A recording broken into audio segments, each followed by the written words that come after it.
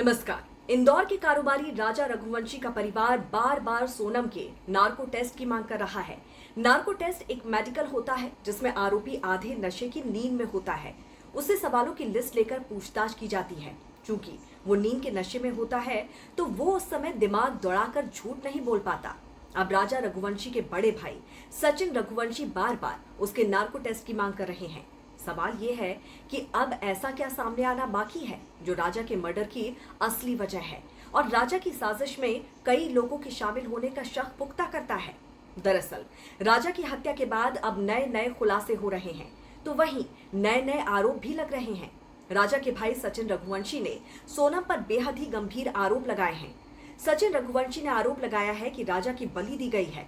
सचिन का कहना है कि सोनम ने अपने पिता की सेहत के लिए ये नरबली दी है क्योंकि उसके पिता को 2 बार हार्ट अटैक आ चुका था, लेकिन अब वो पूरी तरह से स्वस्थ हैं। सचिन का दावा है कि उसके भाई की मौत कोई सामान्य हत्या नहीं बल्कि तंत्र मंत्र के चलते एक नरबली थी जिसे राजा की पत्नी सोनम रघुवंशी ने अपने पिता की सेहत सुधारने के लिए चढ़ाया।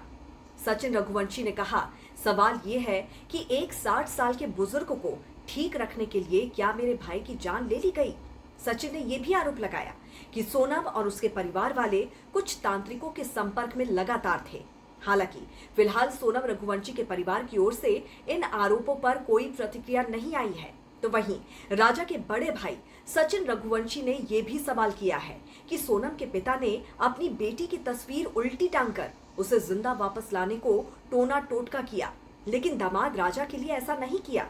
अगर सोनम के परिवार ने राजा की तस्वीर भी उल्टी टांगी होती तो मेरा भाई भी जिंदा होता। सचिन ने सोनम की मां और पिता को साजिश में शामिल मानते हुए पुलिस से गहन जांच की मांग की है। सचिन ने सवाल उठाया कि सोनम के परिवार को तांत्रिक सलाह देने वाला कौन था और क्या यह हत्या की साजिश का हिस्सा था। उन्होंने पुलिस से तांत्रिक कनेक्शन की गहराई से जांच करने की भी मांग की है। सचिन ने सोनम की मां पर भी निशाना साधा और कहा कि एक मां को अपनी बेटी के प्रेम प्रसंग की पूरी जानकारी होती है और इसीलिए सोनम और उसके अफेयर के बारे में सोनम की मां से गहन पूछताछ होनी चाहिए।